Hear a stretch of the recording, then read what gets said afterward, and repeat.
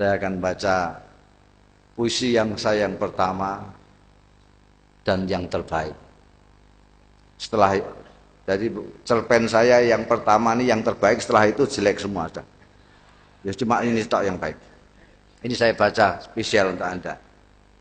Judulnya Gus Ja'far.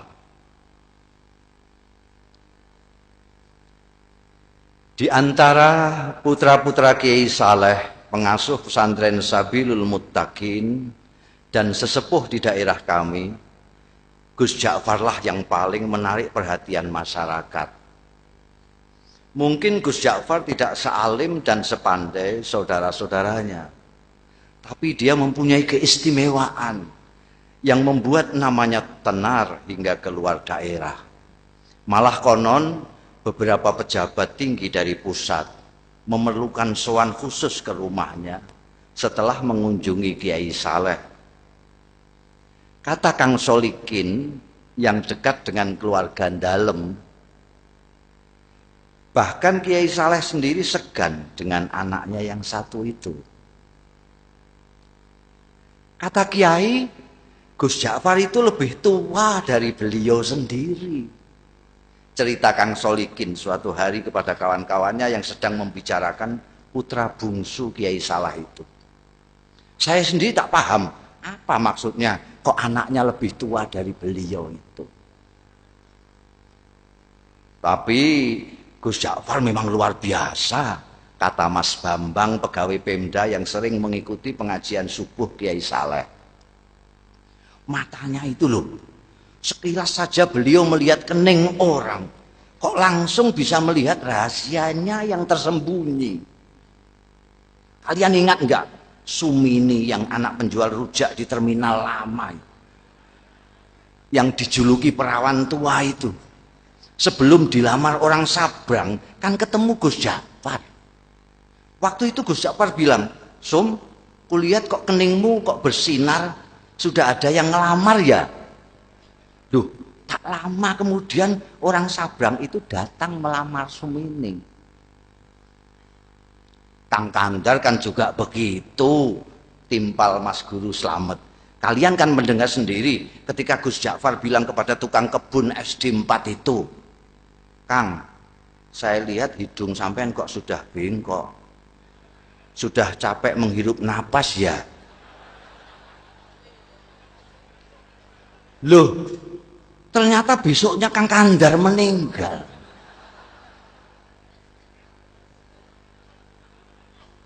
Ya, waktu itu saya pikir Gus Ja'far hanya berkelakar, sahut Ustadz Kamil. Nggak taunya beliau sedang membaca tanda pada diri Kang Kandar. Saya malah mengalami sendiri, kata Lek Salamun pemborong yang dari tadi sudah kepengin ikut bicara. Waktu itu tak ada hujan, tak ada angin. Gus Ja'far bilang kepada saya, "Wah, saku sampean kok mondol-mondol, dapat proyek besar ya?" Padahal saat itu saku saya justru sedang kempes-kempesnya. Dan percaya atau tidak, esok harinya saya memenangkan tender yang diselenggarakan Pemda tingkat provinsi. Apa yang begitu itu yang disebut ilmu kasab ya? Tanya Pak Carik yang sejak tadi hanya asik mendengarkan. Mungkin saja, jawab Ustadz Kamil. Makanya saya justru takut ketemu Gus Ja'far itu. Takut dibaca tanda-tanda buruk saya. Lalu pikiran saya terganggu. Maka ketika kemudian sikap Gus Ja'far berubah, masyarakat pun geger. Terutama para santri kalong, orang-orang kampung yang ikut mengaji tapi tidak tinggal di pesantren seperti Kang Solikin yang selama ini merasa dekat dengan beliau. Mula-mula Gus Ja'far menghilang berminggu-minggu. Kemudian ketika kembali, tahu-tahu sikapnya berubah menjadi manusia biasa. Dia sama sekali berhenti dan tak mau lagi membaca tanda-tanda. Tak mau lagi memberikan isyarat-isyarat yang berbau ramalan. Ringkas kata, dia benar-benar kehilangan keistimewaannya. Jangan-jangan ilmu beliau hilang pada saat beliau menghilang itu. komentar Mas Guru Slamet penuh penyesalan. Wah, sayang sekali. Apa gerangan yang terjadi pada beliau ya? Kemana beliau pergi saat menghilang pun kita tidak tahu, kata Lek Salamun. Kalau saja kita tahu kemana beliau pergi, mungkin kita akan mengetahui apa yang terjadi pada beliau dan mengapa beliau kemudian berubah. Tapi bagaimanapun ini ada hikmahnya, ujar Ustadz Kamil. Paling tidak kini kita tidak bisa setiap saat menemui Gus Ja'far kini kita bisa setiap saat menemui Gus Ja'far tanpa merasa deg-degan dan was-was. Bisa mengikuti pengajiannya dengan niat tulus mencari ilmu, tidak takut ditebak-tebak. Maka jika kita ingin mengetahui apa yang terjadi dengan Gus kita ini hingga sikapnya berubah dan ilmunya hilang, sebaiknya kita langsung saja menemui beliau. Begitulah sesuai usul Ustadz Kamil pada malam Jumat sehabis wiridan salat Isya, saat mana Gus Ja'far Prai tidak mengajar, rombongan santri Kalong sengaja mendatangi rumahnya. Kali ini hampir semua anggota rombongan merasakan keakraban Gus Ja'far jauh melebihi yang sudah-sudah. Mungkin karena kini tidak ada lagi sekat berupa rasa segan, was-was dan takut dibaca tanda-tanda. Setelah ngobrol kesana kemari, akhirnya Ustadz Kamil berterus terang mengungkapkan maksud utama kedatangan rombongan. Gus, di samping silaturahmi seperti biasa, malam ini kami datang juga dengan sedikit keperluan khusus. Singkatnya, kami penasaran dan sangat ingin tahu latar belakang perubahan sikap sampean. Perubahan apa? Tanya Gus Ja'far sambil tersenyum penuh arti. Sikap yang mana? Kalian ini ada-ada saja. Saya kok merasa tidak berubah. Dulu sampean kan biasa dan suka membaca tanda-tanda orang. Tukas Mas Guru Slamet. Kok sekarang tiba-tiba makpet? Sampean tak mau lagi membaca, bahkan diminta pun tak mau. Oh itu, kata Gus Ja'far seperti benar-benar baru tahu. Tapi dia tidak segera meneruskan bicaranya, diam agak lama. Baru setelah menyeruput kopi di depannya, dia melanjutkan. Ceritanya panjang. Dia berhenti lagi, membuat kami tidak sabar, tapi kami diam saja. Kalian ingat enggak, saya lama menghilang? Akhirnya Gus Ja'far bertanya, membuat kami yakin bahwa dia benar-benar siap untuk bercerita. Maka serempak kami mengangguk. Suatu malam saya bermimpi ketemu almarhum ayah. Dan saya disuruh mencari seorang wali sepuh yang tinggal di sebuah desa kecil di lereng gunung yang jaraknya dari sini sekitar 200 km ke arah selatan. Namanya Kiai Tawakal.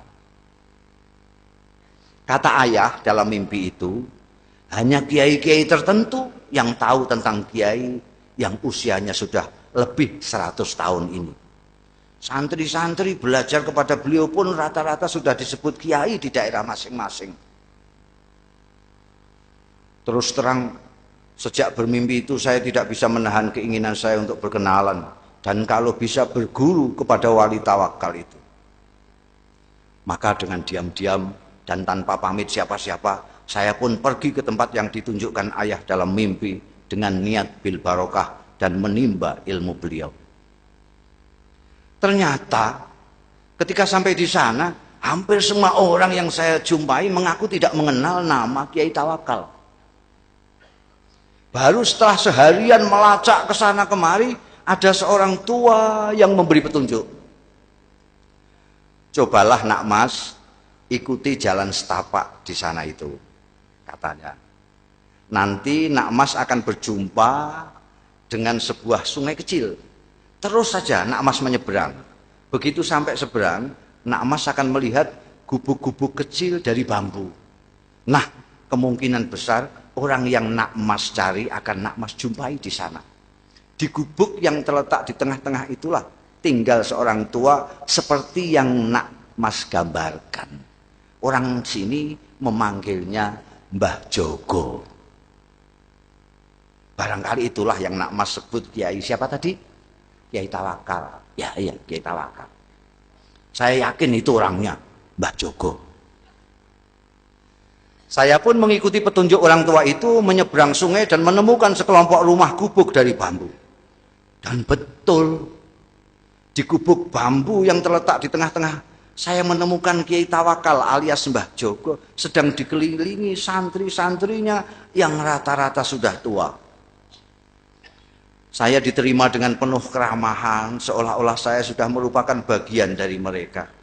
Dan kalian tahu, ternyata penampilan Kiai Tawakal sama sekali tidak mencerminkan sosoknya sebagai orang tua.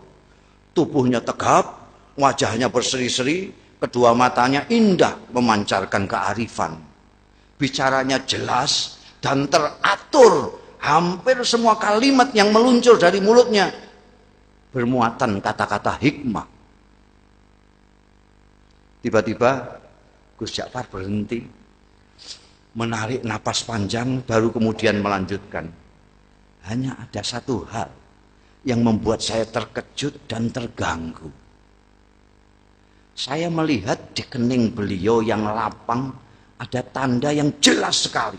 Seolah-olah saya membaca tulisan dengan huruf yang cukup besar dan berbunyi ahli neraka. Astagfirullah.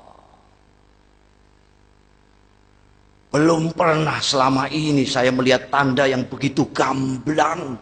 Saya ingin tidak mempercayai apa yang saya lihat. Pasti saya keliru. Masa seorang yang dikenal wali, berilmu tinggi, dan disegani banyak kiai yang lain, disurat sebagai ahli neraka? Tak mungkin. Saya mencoba meyakinkan diri saya bahwa itu hanyalah ilusi. Tapi tak bisa. Tanda itu terus melekat di kening beliau. Bahkan belakangan saya melihat tanda itu semakin jelas ketika beliau habis berwudu. Gila.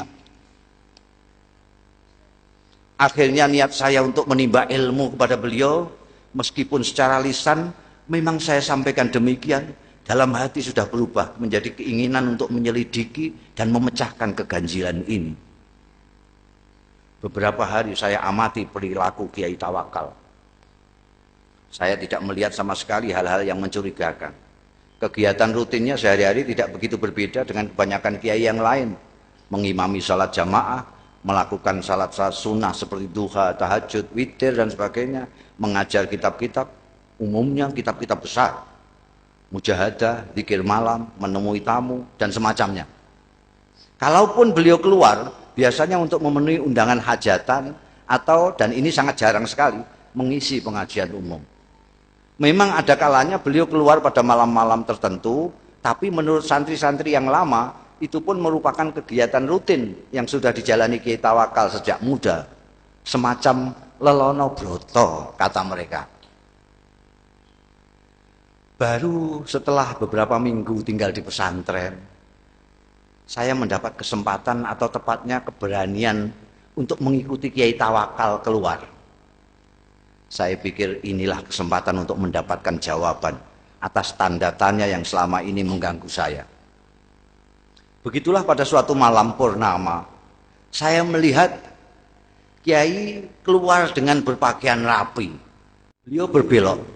Ketika kemudian saya ikuti belok, saya kaget ternyata sosoknya tak kelihatan lagi. Yang terlihat justru sebuah warung yang penuh pengunjung. Terdengar gelak tawa ramai sekali. Dengan bengong saya mendekati warung terpencil dengan penerangan petromak itu. Dua orang wanita, yang satu masih muda, yang satu lagi agak lebih tua, dengan dandanan yang menor, sibuk melayani pelanggan sambil menebar tawa genit ke sana kemari. Tidak mungkin Kiai mampir ke warung ini, pikir saya. Ke warung biasa saja tidak pantas, apalagi warung yang suasananya saja mengesankan kemesuman itu. Mas Ja'far! Tiba-tiba saya dikagetkan oleh suara yang tak asing di telinga saya, memanggil-manggil nama saya. Masya Allah, saya hampir tidak mempercayai pendengaran dan penglihatan saya. Memang betul, mata saya melihat Kiai Tawakal melambaikan tangan dari dalam warung. Dengan kikuk dan pikiran tak karuan, saya pun terpaksa masuk dan menghampiri Kiai saya yang duduk santai di pojok. Warung penuh dengan asap rokok. Kedua wanita menor menyambut saya dengan senyum penuh arti. Kiai Tawakal menyuruh orang di sampingnya untuk bergeser. Kasih kawan saya ini tempat sedikit. Lalu kepada orang-orang yang ada di warung, Kiai memperkenalkan saya. Katanya, ini kawan saya, dia baru datang dari daerah yang cukup jauh. Cari pengalaman katanya. Mereka yang duduk dekat serta-merta mengulurkan tangan, menjabat tangan saya dengan ramah. Sementara yang jauh melambaikan tangan. Saya masih belum sepenuhnya menguasai diri. Masih seperti dalam mimpi. Ketika tiba-tiba saya dengar Kiai menawari. Minum kopi ya? Saya mengangguk asal mengangguk. Kopi satu lagi yuk, kata Kiai kepada wanita warung sambil mendorong piring jajan ke dekat saya. Silakan, ini namanya Rondo Royal. Tape goreng kebanggaan warung ini. Lagi-lagi saya hanya mengangguk kepala asal mengangguk. Kiai Tawakal kemudian asik kembali dengan kawan-kawannya dan membiarkan saya bengong sendiri. Saya masih tak habis pikir, bagaimana mungkin Kiai Tawakal yang terkenal waliullah dan dihormati para kiai lain bisa berada di sini. Akrab dengan orang-orang beginian, bercanda dengan wanita warung. Inikah yang disebut lelono broto? Ataukah ini merupakan dunia lain beliau yang sengaja disembunyikan dari umatnya? Tiba-tiba saya seperti mendapat jawaban dari tanda tanya yang selama ini mengganggu saya. Dan karenanya saya bersusah payah mengikutinya malam ini. Oh, pantas. Di keningnya aku lihat tanda itu. Tiba-tiba sikap dan pandangan saya terhadap beliau berubah. Mas, sudah larut malam, tiba-tiba suara Kiai Tawakal membuyarkan lamunan saya. Kita pulang yuk. Dan tanpa menunggu jawaban saya, Kiai membayari minuman dan makanan kami, berdiri, melambai kepada semua, kemudian keluar. Seperti kerbau dicocok hidung, saya pun mengikutinya. Ternyata setelah melewati kebun sengon, Kiai Tawakal tidak menyusuri jalan-jalan yang tadi kami lewati. Biar cepat, kita mengambil jalan pintas saja ya, katanya. Kami melewati pematang, lalu menerobos hutan, dan akhirnya sampai di sebuah sungai. Dan sekali lagi saya menyaksikan kejadian yang mengguncangkan. Kiai Tawakal berjalan di atas permukaan air sungai seolah-olah di atas jalan biasa saja. Delonyor. Sampai di seberang, beliau menoleh ke arah saya yang masih berdiri mematung. Beliau melambai, ayo, teriaknya. Untung saya bisa berenang. Saya pun kemudian berenang menyeberangi sungai yang cukup lebar. Sampai di seberang, ternyata Kiai Tawakal sudah duduk-duduk di bawah pohon randu alas menunggu. Kita istirahat sebentar, katanya, tanpa menengok saya yang sibuk berpakaian. Kita pasti punya waktu, insya Allah sebelum subuh kita sudah sampai pondok. Setelah saya ikut duduk di sampingnya, tiba-tiba dengan suara berwibawa, Kiai berkata mengejutkan, bagaimana? Kau sudah menemukan apa yang kau cari? Apakah kau sudah menemukan pembenar dari tanda yang kau baca di kening saya? Mengapa kau seperti masih terkejut? Apakah kau yang mahir melihat tanda-tanda menjadi ragu terhadap kemahiranmu sendiri? Dingin air sungai rasanya semakin menusuk mendengar rentetan pertanyaan beliau yang menelanjangi itu. Saya tidak bisa berkata apa-apa. Beliau yang kemudian terus berbicara. Anak muda, kau tidak perlu mencemaskan saya hanya karena kau melihat tanda ahli neraka di kening saya. Kau pun tidak perlu bersusah payah mencari bukti yang menunjukkan bahwa aku memang pantas masuk neraka. Karena pertama, apa yang kau lihat belum tentu merupakan hasil dari pandangan kalbumu yang bening. Kedua, kau tak akan tahu sebagaimana neraka, surga, aku adalah milik Allah. Maka terserah kehendaknya, apakah ia mau memasukkan diriku ke surga atau ke neraka. Untuk memasukkan hambanya ke surga atau neraka, sebenarnya lah ia tidak memerlukan alasan. Sebagai kiai, apakah kau berani menjamin amalmu pasti mengantarkanmu ke surga kelak? Atau kau berani mengatakan bahwa orang-orang di warung yang tadi kau pandang sebelah mata itu pasti masuk neraka? Kita berbuat baik karena kita ingin dipandang baik olehnya. Kita ingin berdekat-dekat dengannya. Tapi kita tidak berhak menuntut balasan kebaikan kita darinya. Mengapa? Karena kebaikan kita pun berasal darinya. Bukan begitu? Bukan begitu. Aku hanya bisa menuntut. Sementara Kiai Tawakal terus berbicara sambil menepuk-nepuk punggung saya. Kau harus lebih berhati-hati bila mendapat cobaan Allah berupa anugerah. Cobaan yang berupa anugerah tidak kalah gawatnya dibanding cobaan yang berupa penderitaan. Seperti mereka yang di warung tadi. Kebanyakan mereka orang susah. Orang susah sulit kau bayangkan bersikap takabur atau ujub, atau sikap-sikap lain yang cenderung membesarkan diri sendiri. Berbeda dengan mereka yang mempunyai kemampuan dan kelebihan. Godaan untuk takabur, sombong dan sebagainya itu datang setiap saat. Apalagi bila kemampuan dan kelebihan itu diakui oleh banyak pihak. Malam itu saya benar-benar merasa mendapatkan pemahaman dan pandangan baru dari apa yang selama ini sudah saya ketahui. Ayo kita pulang, tiba-tiba Kiai bangkit. Sebentar lagi subuh, setelah sembahyang subuh nanti kau boleh pulang. Saya tidak merasa diusir. Nyatanya memang saya sudah mendapat banyak dari Kiai luar biasa ini. Ketika saya ikut bangkit, saya celinguan. Kiai Tawakal sudah tak tampak lagi. Dengan bingung saya terus berjalan. Ku dengar azan subuh berkumandang dari sebuah surau. Tapi bukan surau bambu kami. Seperti orang linglung, saya datangi surau itu dengan harapan bisa ketemu dan berjamaah salat subuh dengan Kiai Tawakal. Tapi jangankan Kiai Tawakal, orang yang mirip beliau pun tak ada.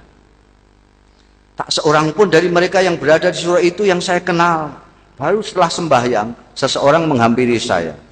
Apakah sampean Ja'far? Tanyanya. Ketika saya mengiyakan, orang itu pun menyerahkan sebuah bungkusan besar yang ternyata berisi barang-barang milik saya sendiri. Ini titipan Mbah Jogo. Katanya milik sampean. Beliau di mana? Tanya saya buru-buru. Mana saya tahu, jawab. Mbah Joko datang dan pergi semaunya. Tak ada seorang pun yang tahu dari mana beliau datang dan kemana beliau pergi. Begitulah ceritanya. Dan Kiai Tawakal alias Mbah Joko yang telah berhasil mengubah sikap saya itu tetap merupakan misteri. Gus Ja'far sudah mengakhiri ceritanya, tapi kami yang dari tadi suntuk mendengarkan masih diam tercenung sampai Gus Ja'far kembali menawarkan sungguhannya. Monggo, monggo, didahar. Wassalamualaikum warahmatullahi wabarakatuh.